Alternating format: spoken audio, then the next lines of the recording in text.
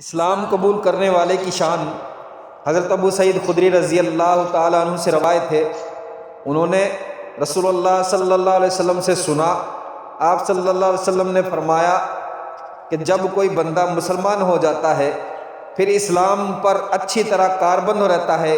تو اللہ تعالیٰ اس کے تمام گناہوں کو معاف کر دیتا ہے جن کا اس نے قبل از اسلام ارتکاب کیا تھا۔ اسلام قبول کرنے سے پہلے جو گناہ اس سے ہوئے تھے اللہ ان سب گناہوں کو معاف کر دیتا ہے، اور اس کے بعد پھر قصاص کا اصول چلتا ہے کہ ایک نیکی کے بدلے 10 گناہ سے لے کر 700 گناہ تک دیا جاتا ہے، اور برائی کا بدلہ تو برائی کے مطابق ہی دیا جاتا ہے، مگر یہ کہ اللہ تعالیٰ نے اس سے درگزر فرمائے۔ دوسری روایت میں ہے، حضرت ابو ہریرہ رضی اللہ تعالیٰ عنہ سے روایت ہے، انہوں نے کہا کہ رسول اللہ صلی اللہ علیہ وسلم نے فرمایا جب تم میں سے کوئی اپنے اسلام کو اچھا کرے تو ہر وہ اچھائی جس کو وہ بجا لانے کا لائے گا 10 گناہ سے 700 گناہ تک لکھی جائے گی، اور ہر وہ برا کام جو کرتا ہے تو وہ اتنا ہی لکھا جاتا ہے جتنا اس نے کیا ہوتا ہے۔